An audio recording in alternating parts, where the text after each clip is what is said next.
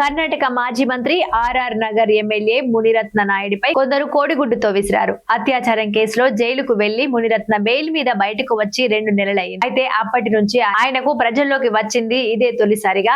ఆ టైంలోనే దాడి జరగడం గమనార్హం. లక్ష్మీనగర్ లో నిర్వహించిన వాజ్పేయి శత జయంతి ఉత్సవాల్లో మునిరత్న పాల్గొన్నారు. తిరిగి తన అనుచరులతో వెళ్తున్న సమయంలో కొందరు వ్యక్తులు ఆయనపైకి గుడ్డు విసిరారు. ఆపై మంటతో కాసేపు ఆయన విలవిలలాడిపోయారు. దీంతో పోలీసులు ఆసుపత్రికి తరలించగా అక్కడ ఆయనకు రకరకాల వైద్య పరీక్షలు జరిపారు.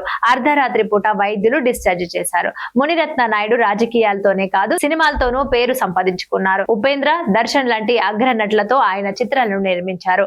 అయితే ఈ ఏడాది సెప్టెంబర్ లో ఆయనపై అనూహ్యమైన ఆరోపణలు వచ్చాయి. సోషల్ వర్కర్ గా పనిచేసే ఓ 40 ఏళ్ల మహిళ ఫిర్యాదుతో పలు నేరాల కింద కేసు నమోదైంది. ఎస్సీ ఎస్టీ అట్రాసిటీ కేసు కింద 3 రోజులు ఉండి బయటకు వచ్చారు ఆయన. అయితే బయటకు వచ్చిన కొన్ని నిమిషాలకే అత్యాచారం కేసులో ఆయన్ని మరోసారి అరెస్టు చేశారు. అక్టోబర్ 3వ వారంలో ప్రజాప్రతినిధుల ప్రత్యేక న్యాయస్థానం బెయిల్ మంజూరు చేసింది.